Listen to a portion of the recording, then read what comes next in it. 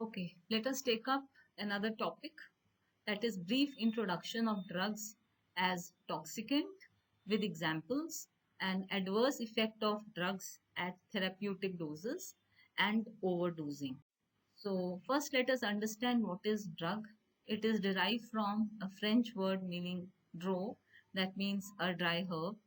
It is the single active chemical entity present in a medicine that is used for diagnosis, prevention, treatment, and cure of a disease.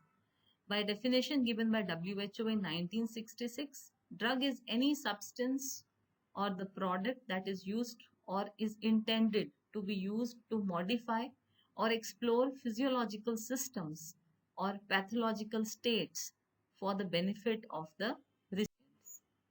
As we understand that drug can be taken through various routes.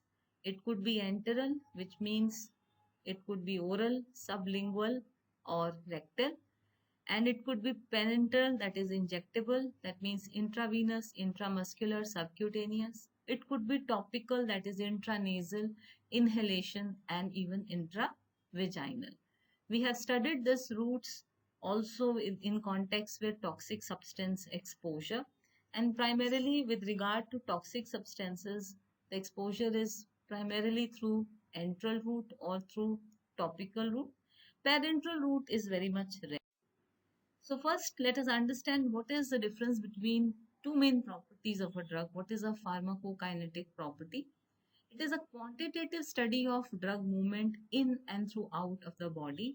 And intensity of a drug is related to the concentration of a drug at the site of action, which depends on its pharmacokinetic property. So the pharmacokinetic properties of the drug determine the route of administration, dose, latency of onset, time of peak action, duration of action, and frequency of drug action. This is even applicable to exposure to toxic substances, where we have studied about absorption, distribution, and excretion. So when these three things along with metabolism comes into being, we call it as pharmacokinetics with regard to drug. And if it is a toxic substance, then it is called as toxokinetics. When the drug enters into our body, it in the dosage form is released into the solution, it is absorbed, and it goes into the bloodstream. Into the bloodstream, it is present in the free form and it is also present in the bound form, and this is always existing in some equilibrium, that is equal amount of drug is present in the free form as that of the drug in the bound form, and this is the dynamic equilibrium. Then from there, it is distributed to the site of action, where again it is existing in the equilibrium concentration, that is bound form of the drug and the free form of the drug. And also from the blood, it can goes into the storage depot, and this equilibrium exists over here also. Wherever the drug is existing in the free form, in that form only it will cause its action, that is at the site of action. If it is to interact with the receptor here, then it should be present in the free form. And whenever the drug gets stored over here and the concentration of the drug in the plasma is reduced, then from the bound form the drug is dissoluted and it goes back into the blood, and from blood again it goes into the site of action. Other than that, some of the drug is metabolized within the blood plasma as well. And also some of it is being excreted into the urine, bile, feces, sweat, and saliva. And some of the biotransformed product which is coming from liver, kidney, etc. are also eliminated. So this is excretion. So absorption A, distribution D, M, my metabolism, and E, excretion. This is all the play of pharmacokinetics, and this decides about what is the way through which the drug can be given, how much dosage should be given, and with what frequency the drug can be repeated.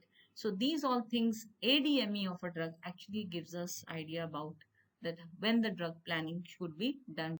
And adverse effects. All drugs are capable of reducing adverse effects. Whenever a drug is given, a risk is always taken. The magnitude of risk has to be considered along with the magnitude of expected therapeutic benefit in deciding whether to use or not to use a particular drug in a given patient. So, in this case, what is the risk and what is the benefit, that is always weighed upon. So, like in case of COVID vaccine, though there were a lot of adverse effect associated with COVID vaccine, but with regard to its benefit, it was much more greater. Hence, it was brought into the. So first, let us understand what is the difference between two main properties of a drug. What is a pharmacokinetic property? It is a quantitative study of drug movement in and throughout of the body. And intensity of a drug is related to the concentration of a drug at the site of action. Kinetics. When the drug enters into our body, it in the dosage form is released into the solution, it is absorbed, and it goes into the bloodstream. Into the bloodstream, it is present in the free form and it is also present in the bound form, and this is always existing in some equilibrium, that is equal amount of drug is present in the free form. Let us take up idiosyncratic reaction. Chemical idiosyncrasy refers to as a genetically determined abnormal reactivity to a chemical. The response observed is usually qualitatively similar to that observed in all individuals, but may take the form of extreme sensitivity to low doses or extreme insensitivity to high doses of a chemical. There are many examples. Let us take one example of idiosyncratic reactions seen in patient. A patient who exhibit prolonged muscular relaxation and apnea, that is inability to breathe, lasting several hours after given a standard dose of succinylcholine. So, to put patient in anesthesia along with some general anesthetics, this skeletal muscle relaxant succinylcholine is also given, and it is expected that this is likely to produce muscular relaxation. But when the standard dose is given to a patient, after the surgical procedure is performed, the patient will recover because succinylcholine is broken down in our body or it is hydrolyzed in our body by enzymes. But in some of the patient, what we see is that there is a prolonged muscular relaxation and difficulty in breathing. So happening in these patients. So succinylcholine usually produces skeletal muscle relaxation of only short duration because of its rapid metabolic degradation by an enzyme that is present normally in bloodstream called as plasma butyryl cholinesterase, also known as is reduced is oxidized to nitrites in our body, and this nitrite in oxidation it reduces the ferrous to ferric state, and this ferric state is not able to carry the molecular oxygen, and as a result methemoglobinemia is produced, and this ferric state is brought back to ferrous state by this particular enzyme NADH cytochrome B5 reductase. And as this enzyme is deficient in this idiosyncratic individuals, the recovery of iron from ferric to ferrous is not obtained, and these individuals are extremely sensitive to nitrites. As a result, they will develop methemoglobinemia as compared to those individuals who had normal NADH cytochrome reductase. So these are the two examples of idiosyncratic reaction. Then what are side effects? These are unwanted but often unavoidable pharmacodynamic effects that occur at a therapeutic doses. Therapeutic dose is the dose that is producing the desirable biological response. They can be predicted from the pharmacological profile of the drug and are known to occur in given percentage of the drug recipients. Reduction in dose generally reduces the symptoms. A side effect may be based on same action as a therapeutic effect. For example, atropine is used in pre-anesthetic medication for its anti-secretory action, whereas the same action it causes dryness of mouth, and which is a side effect. So atropine is a drug which is used as an anti-secretory agent before performing anesthesia because it will bind to the nicotinic receptors and do not let the action of acetylcholine, hence producing anti-secretory action. This is a desirable response.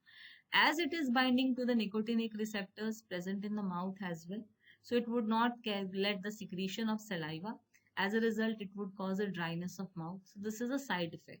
So the action is on the same receptor, and the effect one side is desirable and the other side is undesirable, and this is seen in larger population at a therapeutic dose, and this is known as a.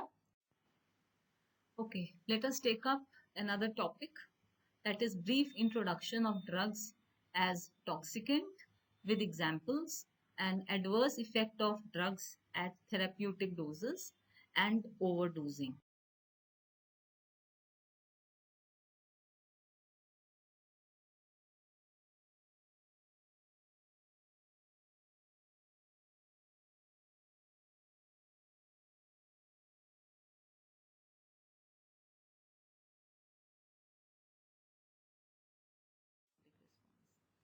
Effect may be therapeutic in one context, but side effect in other context. For example, codeine is used for cough.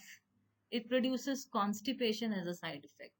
But the later it is a therapeutic effect in traveler's diarrhea. So this is something very strange, that it is used to treat cough. It causes the people who are coughing, if they have it, they develop constipation. On the other hand, therapeutic dose of codeine also prevents traveler's diarrhea. Another one is depression of atrioventricular conduction is desirable effect of digoxin in atrial fibrillation. But the same may be undesirable when you have a congestive heart failure. Then let us talk about toxic effects of drugs. These are the results of excessive pharmacological action of the drug due to overdosage or prolonged use. So, overdosage may be absolute, accidental, homicidal, suicidal, or it could be relative, unusual dose of gentamicin given in the presence of renal failure. The effects are predictable and dose. They result from functional alteration. High dose of atropine causes delirium or drug-induced tissue damage, hepatic necrosis from paracetamol overdose. Thus, central nervous system, cardiovascular system, kidney failure, lungs, skin, and blood form organs are most commonly involved in, and adverse effects.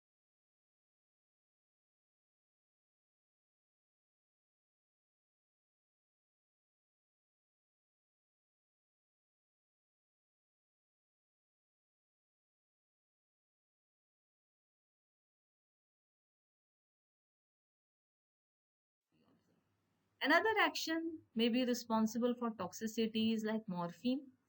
It is analgesic in nature, but overdosage causes respiratory failure. Imipramine, it is an antidepressant, but overdoses causes cardiac arrhythmia. Streptomycin, it is anti-tubercular, that is antibiotic, but causes vestibular damage on a long usage.